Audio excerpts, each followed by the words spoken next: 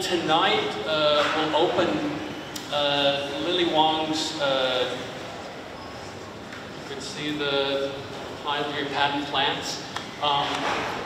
This is the, Lily Wong is the 22-23 Boghosian Fellow. For those who are new, for freshmen and for those who are new to the school, we have a fellow every year who spends 1 year with us.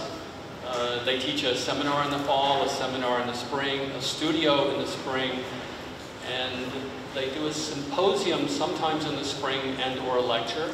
And they used to do an exhibition in the spring, but we have a new schedule which makes it actually even more exciting because the previous fellow and the current fellow can meet and have a conversation, which you will see tonight. So I'm not going to say very much more except to say that we're very excited to see Lily's show. The doors will be thrown open after she makes a presentation.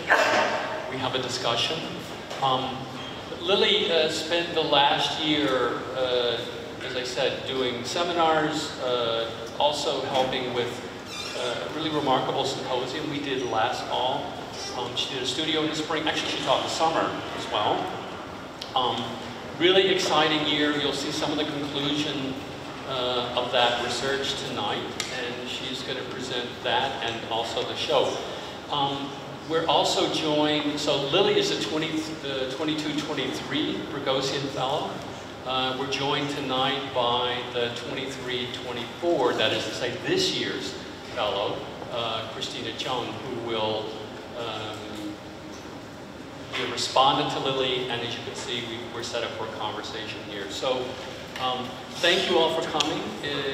Really excited to see the presentation. I think Lily's going to make about a 30 or so minute presentation, after which Christina will have some comments. They'll have a conversation, and whenever Lily says we're allowed to, we will open the door and literally open the show, and you can go in. And with that, I give it over to our 22-23 Boghosian Fellow, Lily Wong.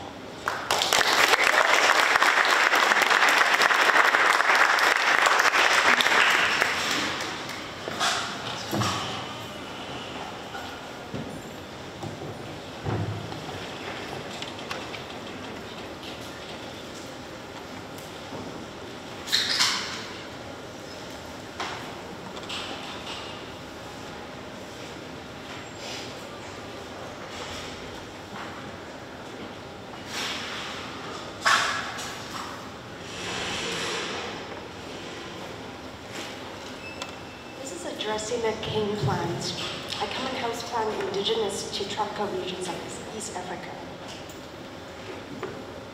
One day in 1966, Cliff Baxter, a CIA interrogation specialist, was bored in his office with a polygraph, or a lie detector, some of you might know, that measures a person's heart rate and skin moisture. He attached a polygraph wire to a Dracaena cane plant in his office. Baxter was thinking about burning the plant and see if it would trigger a spike in the polygraph. At that moment, the polygraph needle jumped in a signal when a person is getting nervous. Baxter concluded that plants could actually perceive human emotions, demonstrating a form of consciousness. Then he developed a theory called primary perception and wrote essays about it that was widely published. But the essays have since been debunked by scientists. But remember, it was the 60s and 70s. Although his experiments have been debunked, his theory was still popularized among the whole Earth generation. What I want to underscore in this little story is that the attempt to ascribe agency to plants and to communicate with it happens whenever we face environmental distress in the 60s and 70s and today.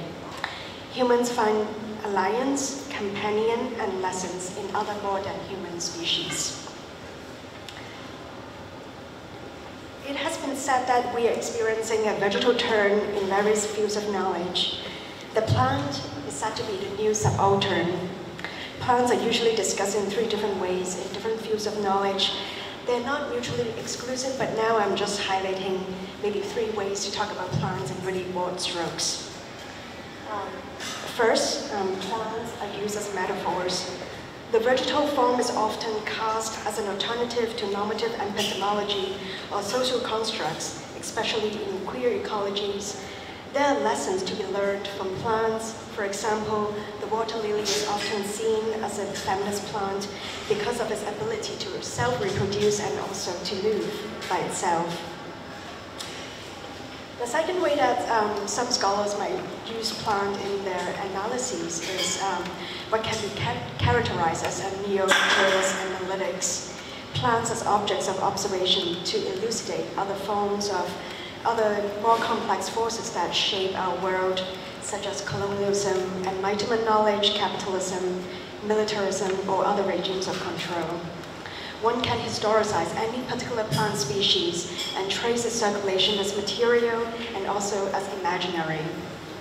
In this way, one can describe and map out the whole apparatus with a plant as a focus. As architects, we also engage with plants as subjects. We design for and with plants, and plants can be understood as what Donna Haraway calls companion species.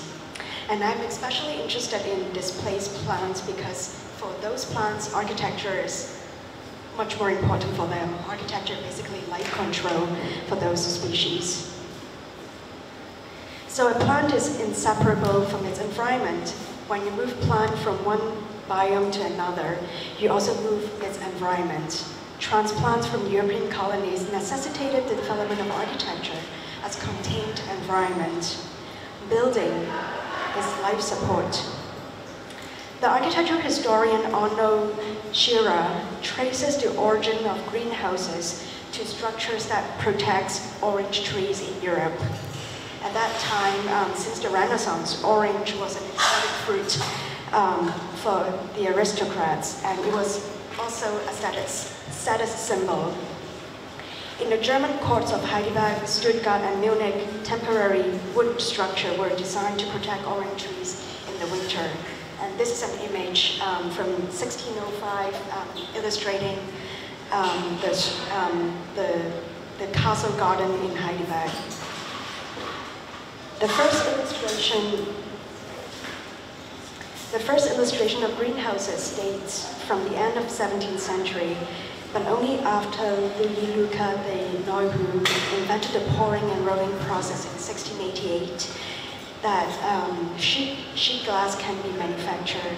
So by 1700, 120 centimeters by 200 centimeters glass planes were produced. And this enables the long and narrow hothouse with a glazed south wall, while the north wall is built of masonry. In some Dutch and British examples, a heating room is also situated on the north side, like this illustration from the encyclopedia. I don't want to keep going through the whole evolution of greenhouses, but the next illustration of the hothouse will be the Baroque orangery. As the name suggests, it is an indoor room for growing oranges. Usually they are attached to palaces in Europe. Moving really quickly, in the 19th century, iron and glass buildings were erected around Europe to house plants from the tropics and subtropics. Architecture of the Palm House in Kew Garden in London, which is the Royal Botanical Garden. It was completed in 1848. It was a demonstration of empire. The floor plan was divided into different regions of the world, showcasing different tropical plants collected from various voyages and expeditions from the colonized world. The 19th century was also when indoor potted plants became commercialized. Plants were markers of taste and, to a certain extent, morality as well. To cultivate plant, in a way, is to cultivate personhood. For the middle and upper class consumers, furniture and architectural components were designed to display plants. So here what you're seeing is a guidebook from 1895 called Rustic Adornments for Home of Taste. Cultivating plants is always related to cultivating taste. The design historian Penny Spark wrote in her book, Nature Inside, that in the 20th century, for many of the canonical modernist architects, plants were used as a decoration to soften the architecture, but also to provide a sense of connection between the interior and the exterior.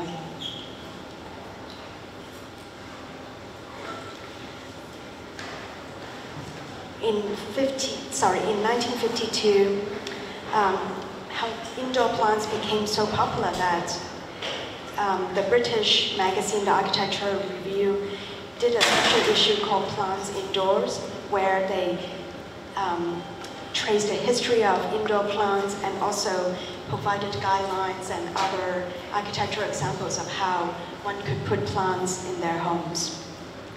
Actually, the term houseplants didn't emerge until the 1950s. The historian Catherine Harwood mentioned that it was actually the British nursery owner, Tom Rufford, who popularized the word houseplants to help sell his plants in the Covent Garden Market in London. And in this specific issue of the Architectural Review, they also illustrated a lot of examples where planting is integrated into the exterior facade, and this is an example illustrated in the magazine where they show an example from Scandinavian homes. It should be mentioned that putting plants indoors is only for the home, but also for institutional buildings as well. Some of you might know this building, I don't know, but upstairs on the third floor of Slocum, in the 1930s, some plants were really popular upstairs. Housing plants indoors were also became popularized in the 60s and 70s. Here, plants, they're not only decorations, but for me, they're almost like building materials. They create an atmosphere inside the atrium.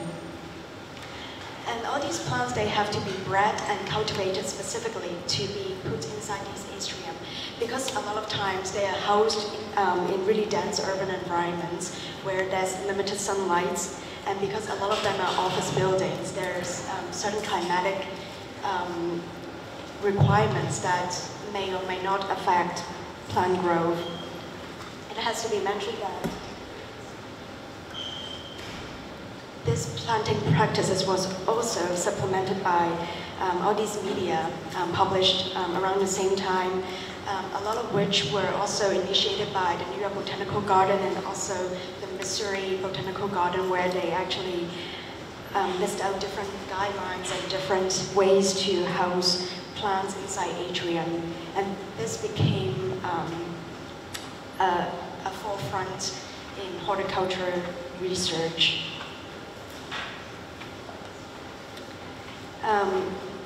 Today, plants have become more popular than before. So according to the American Horticulture Society, the sales of houseplants specifically has skyrocketed in the past 5 years. This is not only because of the pandemic, but perhaps also because of social media. Cultivating plants has become part of our culture. There's also a mediatic complex attached to this, where there's books, social media, websites, videos online to discuss ways to cultivate plants and what plants should be placed where. It became a whole spatial practice. And this is my favorite example from Instagram. I remember our colleague here from last semester, Matt Rosen, had said that plants are the new pets, pets are the new kids, and kids are the new exotic plants that we can't afford.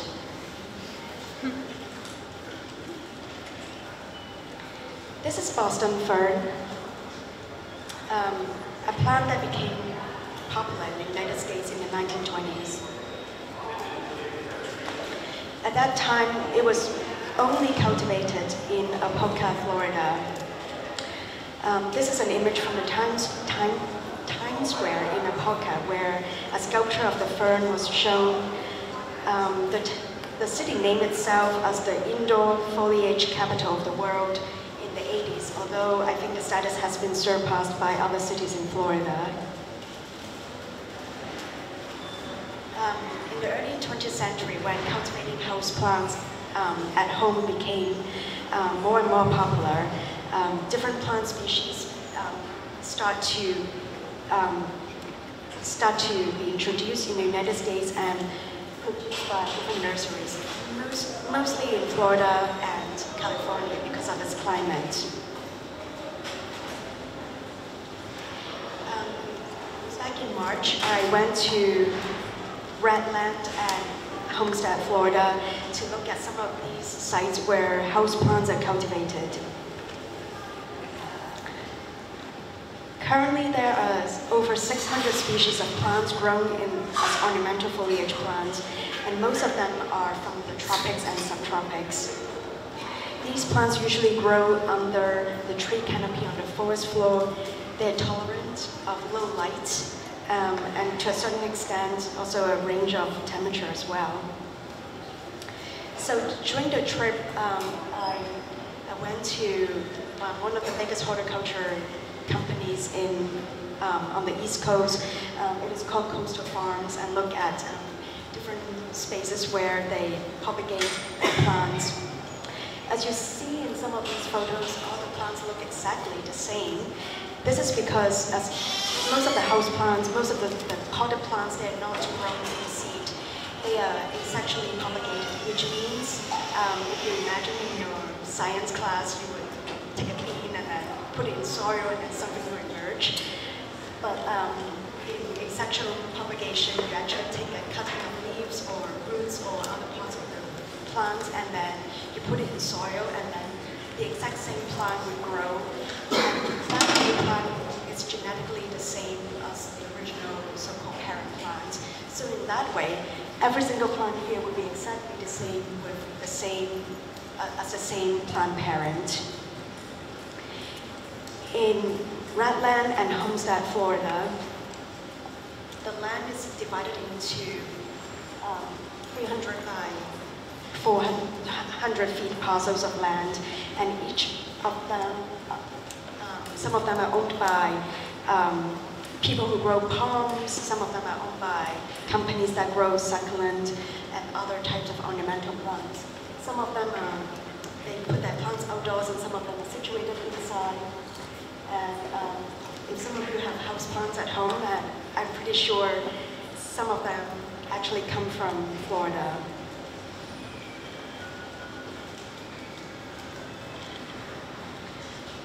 So in Florida, most of the plants are propagated to be eventually transported to other parts of the United States.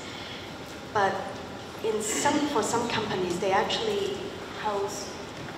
they actually buy plant seedlings from other companies in Latin and South America. Some of them are grown in this automated industrial buildings where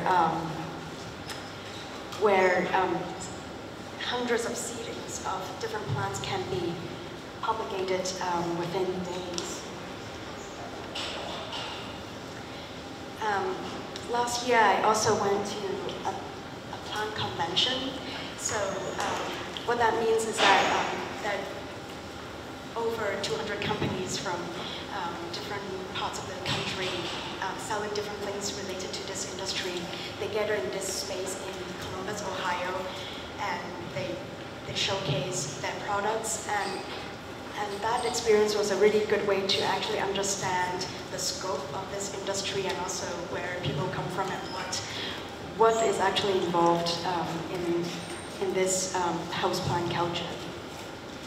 So on display in the trade show, there are people who focus on mature plants. So these are two groups from Proven Winners, also one of the bigger horticulture companies in the US. There are people who focus on soil, on other planting equipment. There are companies who focus on water transportation hoses, fans, big machineries for larger scale production, and also greenhouses as well.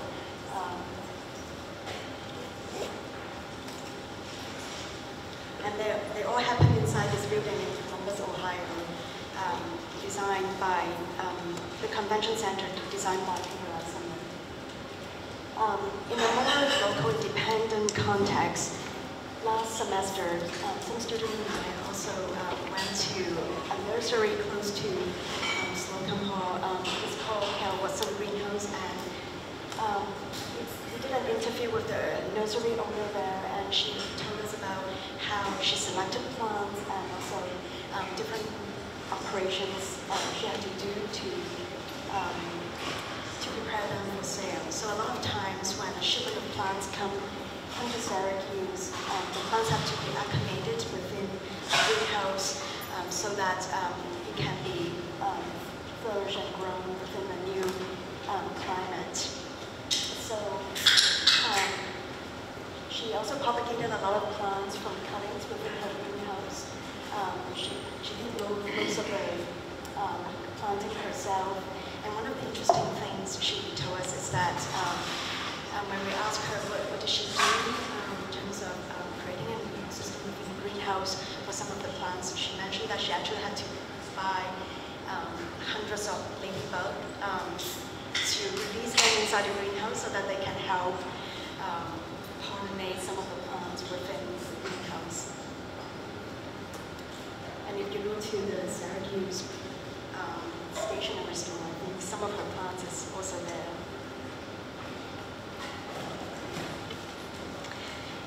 This is Alocasia tinidensa. Some of you might remember the plants from last semester at the symposium. My seminar students and I did a performance based on the plants. It is a tropical plant invented by a breeder called Larian Gardner. So in the symposium, we staged this performance based on the plant pattern. We were interested in different words that describe the plants and also how precise the plant is being described. As some of you know, I've been obsessed with pattern plants for a while. I think the main reason is that it is actually a very weird concept to understand. When we think about plants, we always think about plants growing from seed or something connected to nature, something that is natural. But pattern plant created almost an opposite concept against that. Plants that are patented, they are actually invented by people. They have to be propagated. Basically, they have to be sexually reproduced. This is one of the requirements for a plant to be patentable. And a lot of times, they undergo many years of research in order to get to a plant to a certain state.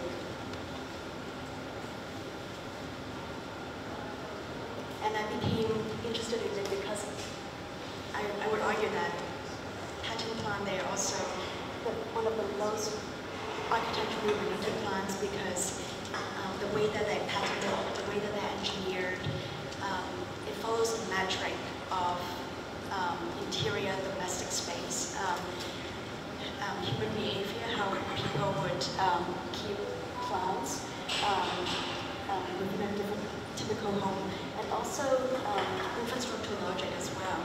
Shipping, packaging, ease of transportation are all the considerations that readers take into creating these cultivars. So in the seminar, my students and I looked at the language that the plant pattern used to describe orchid plants. So a single plant is being divided parts. And the patent mentions the leaf, the stem, its behavior, the roots, and every single thing has to be described in text. And my student also, from that, draw some of the description based on the patent. And also, one interesting thing that we were talking about in class is that some of the patents also reference a Royal Horticultural Society's colors chart. Basically, they're like Pantone color charts that all the readers, they have to match their plant to a certain color within the chart to fully describe the whole appearance of the plant. To some extent, it is a bit ironic because for a plant to be patented, they also have to be described within a certain constraint of space, light, and also temperature. And in all the patents, there's also a disclaimer saying that the plant has not been observed under all possible circumstances. So even though there's a very rigorous effort in describing the plants in textual form, but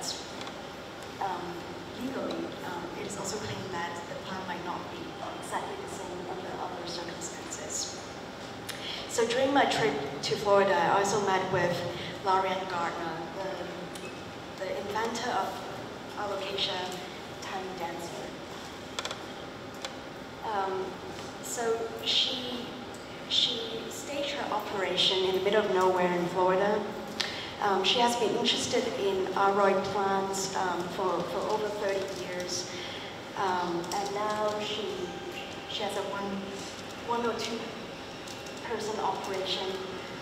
She told me that she can actually create plants that no one here has ever seen before. During my visit, she walked me through different ways of creating new cultivars. The way that she created new plants is based on a pretty traditional method. She crossbreed different species of plants and make a new one. And what got me, what fascinates me the most is, in addition to breeding plants, she also has an artistic practice.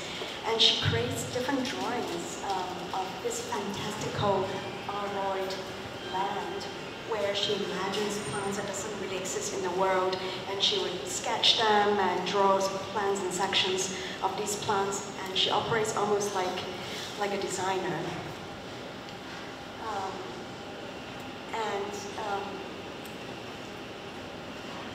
Before I went there, I always thought that this process, perhaps a lot of times is done by trial and error, but for her it is more of an artistic practice based on her sketches and vision.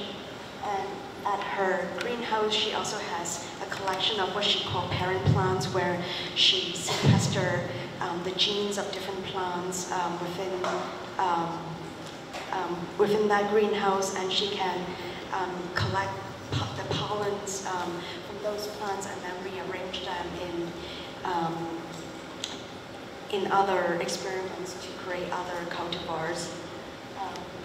So this is an example of how she did that. She basically collect pollen from the stigma and then brush it on to another one, which is a very common way to breed plants.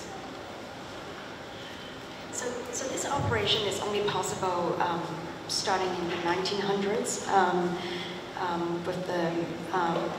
with Mendel's rediscovery of genetic heredity.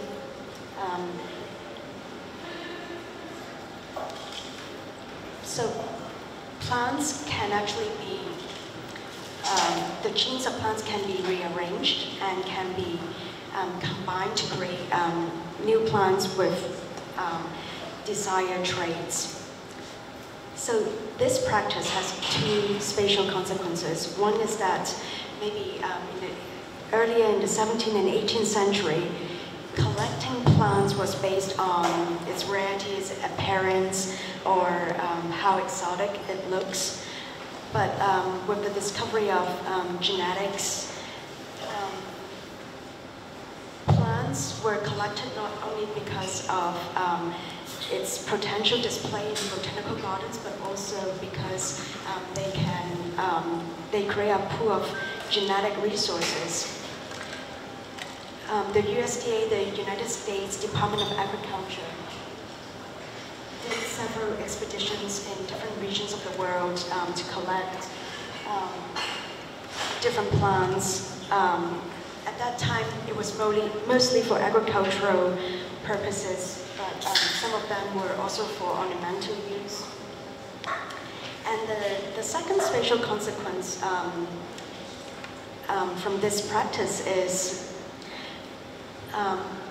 plants were also stored in different laboratories around the nation. In these spaces, plant tissues were frozen and to retain its genetic information. The ones run by the USDA were mostly done for food crops, but there are other private companies, and also the Ohio State University also has another laboratory focusing on ornamental plants. So in the same trip to Florida, I also met with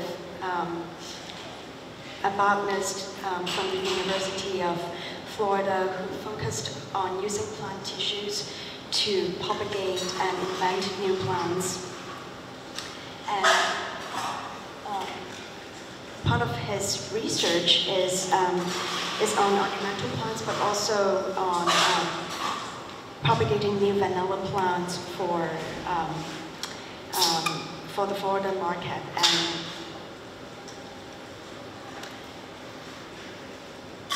so let's get to the exhibition. So I've been interested in reading more about pattern plants and also how they're described in the pattern. And all of them are created according to its aesthetics, logic of transportation, ease of care, and also to a certain extent the resistance to drought and also pest as well. These plants are created by different people. Actually, from what I've selected 18 plants to be displayed in the marble room. And in a way, we conceive the marble room also almost as a greenhouse, or the exhibition itself is almost like an elaborate plant stand for all these 18 pattern plants. In this system, water and lights are provided, and in addition to the physical infrastructure, I also invited 18 people from the school to be plant caretakers for them. So the exhibition will be on display for 2 weeks, and I invited some of my colleagues and students to keep an eye out on those plants and partake in this effort. And my intention is that I wanted to create this care system for these invented pattern plants, and in a way, I'm going to leave Syracuse tomorrow, but it is up to you to keep all these plants alive. So I want to invite the school to also partake in this exhibition as well. So when you go into the exhibition, you will see all these plants being suspended from poles in these containers that I designed.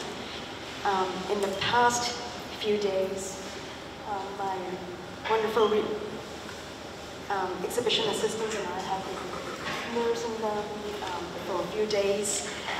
The plants are all shipped, or most of them are shipped from different parts of the United States, and they are sourced specifically because they are patented and because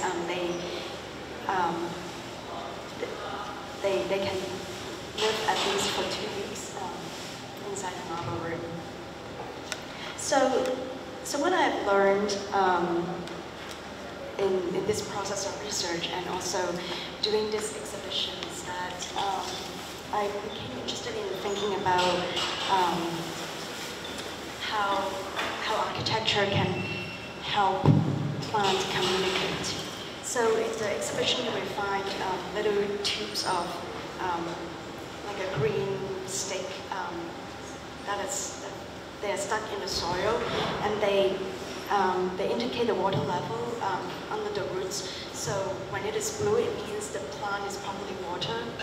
And if it is white, it means it is too dry, and it is a way for those plants to tell the caretaker, if it needs water at some points during the exhibition.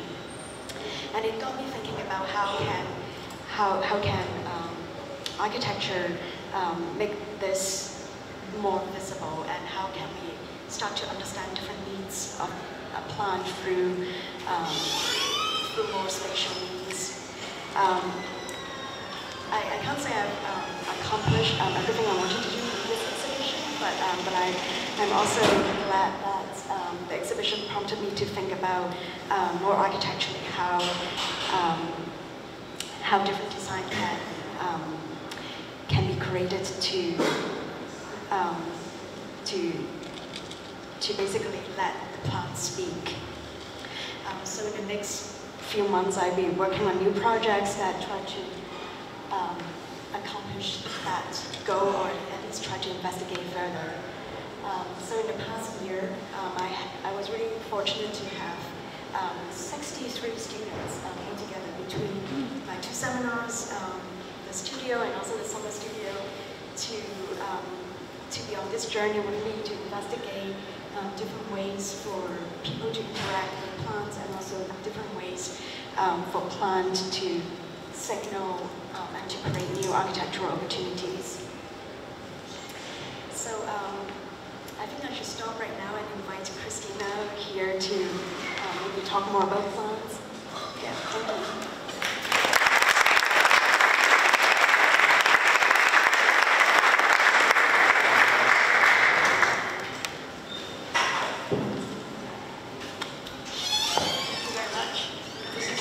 I've never thought about plants in a long time.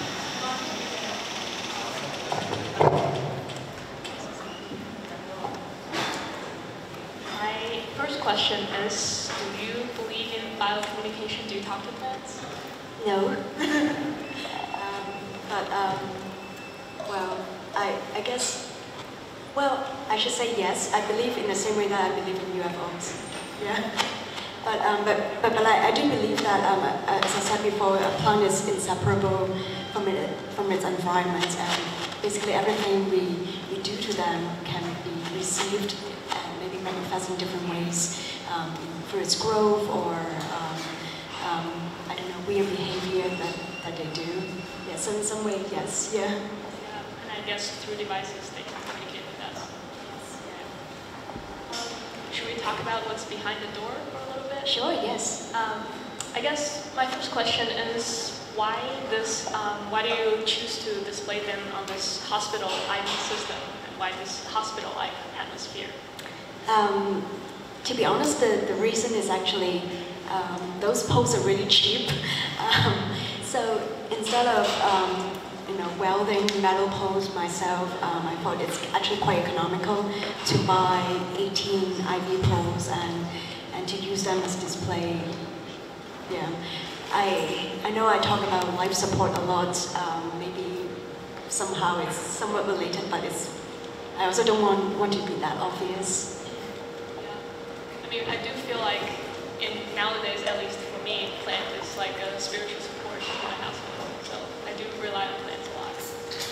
Do you feel like we have a reciprocal relationship with the plant? Like, what are they giving us? And do you feel like we're giving back enough in return?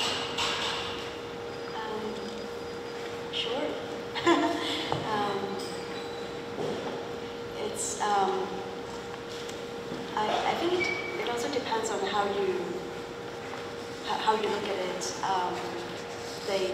I mean, in some ways plants, a lot of them, they don't actually need, obviously they don't need human for their existence, but like pattern plants, they actually need us to water them because they are invented and created for this purpose. How do you expect we would interact with the plants in the room? Do you feel like the plant lovers, some of us, would interact with the plants the same way as someone who's maybe indifferent to plants would? Yes, absolutely. I think I hope it's interesting to look at least for some of the plants. It's some of them has weird shape. Some plant breeders describe their form as architectural, but for them it means it's sculptural, it's unusual. I hope people will interact with them, just don't push the poles because I don't know what's going to happen. I'm obsessed with touching plants, especially if they're sucking. I might do that. Should we see if anyone's aware? Oh, maybe I should ask you, what do you think after looking at the exhibition? I know Christina has also been interested in plants in her research in the past few years, but in a very different context. So I also wanted to know more about what part of my research and presentation resonate with you. I would say my interest in plants is definitely not as holistic as your investigation in plants. I feel really touched by plants often because I research on post-traumatic cities, and a lot of it is, when the city is in its dilapidated state. A really interesting thing is people usually use gardening and collective gardening as a way to, embellish their city and start the healing process. So I do feel really touched always by the healing power of plants. And I guess through this IB system too, I feel like I'm being supported by plants. There's something really beautiful about how they're connected and how they're supported by us and they're supporting us. Should we open up questions for Lily?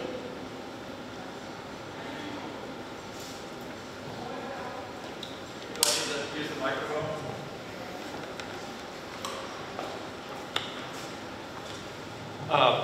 So when you talk about patent plants, it's not the same thing, but I can't help but think of Monsanto and the patented seeds.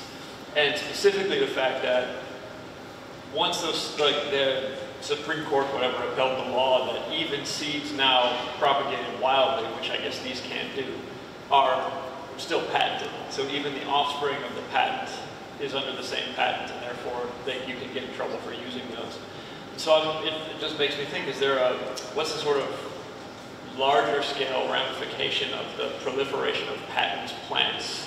And is there an issue of ownership or sort of fidelity to the original plant that comes into question? I just wonder what the larger sort of ecosystem of this artificial plant world artificial real plant world looks like, I don't know, environmentally in the near and potentially farther future. Yeah, so environmentally, so most of them are sterile, which means they don't actually produce flower and seeds, so they cannot, produce pollen and spread the pollen. So they're actually really created as almost like a decoration, as a building material to be housed indoors. So in that sense, it maybe affects the interior ecology or environment, but not so much as the Monsanto example that you mentioned. And something I forgot to mention in the presentation is also that patent plants, it's like some of the seeds. Yes, legally it is patent. The intellectual property is owned by someone, but it's also hard to enforce. Especially, you can maybe change the chemical composition a little bit, and then it becomes a different plant because the color doesn't match the pattern. And mostly it is done for large production. So that's why some of my research focus on these large horticulture companies, because they are the people who can actually, who would have a reason to patent plants because of this large production.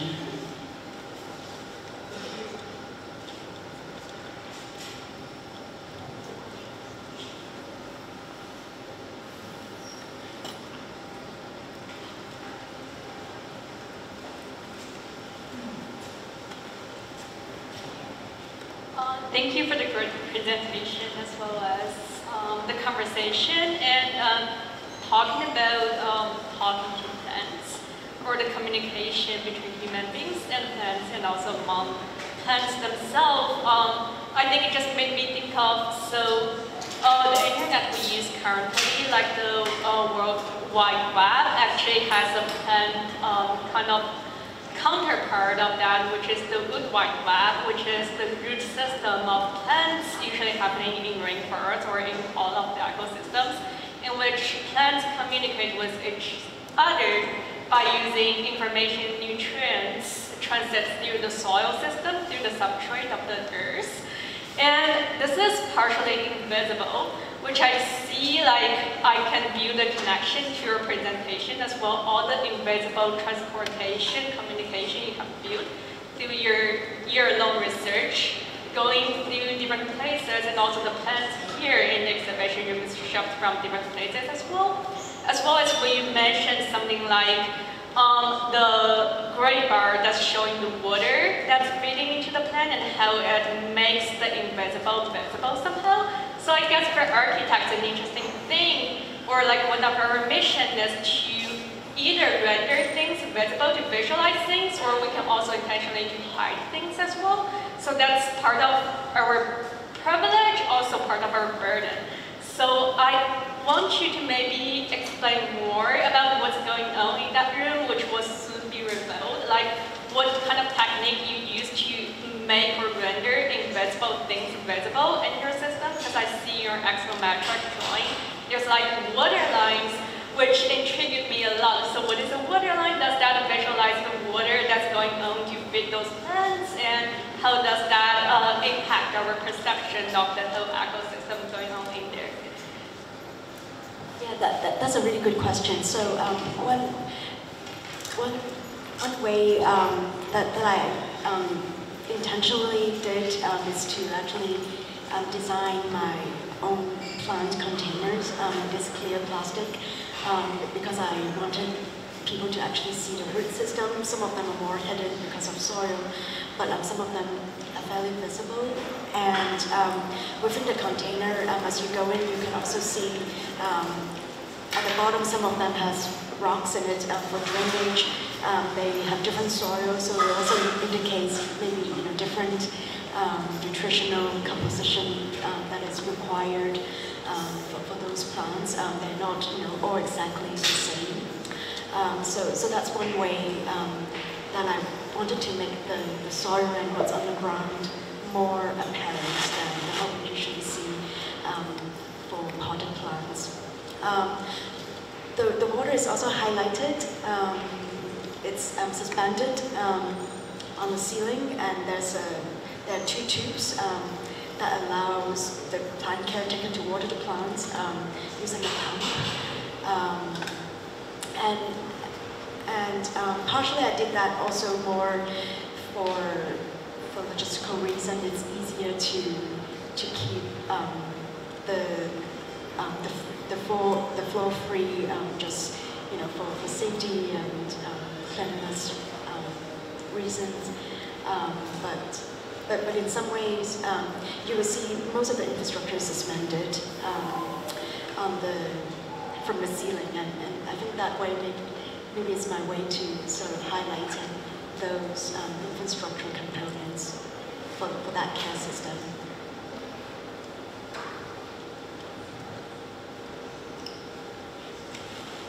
Should we do the grant review and open?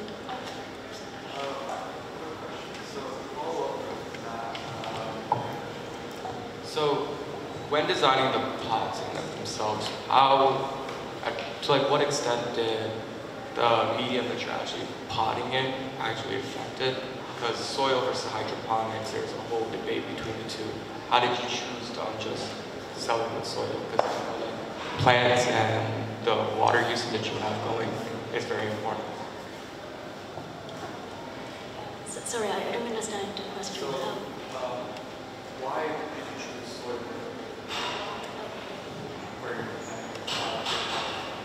Well, because there isn't a lot of hydroponic plants that are patented. I basically, for this exhibition, particularly, I just selected plants that I've read that are patented fairly recently, within the past 5 years, and most of them are. There's only a few families, but most of them require soil to survive. Yeah, so it's mostly because of the pattern. But I also feel like a section cut through a soil is always the richest drawing. There are so many things happening there. It's going to be really beautiful to observe what's going to happen in the soil as well. Be your clear. Thank you very much, Lily. Thank you.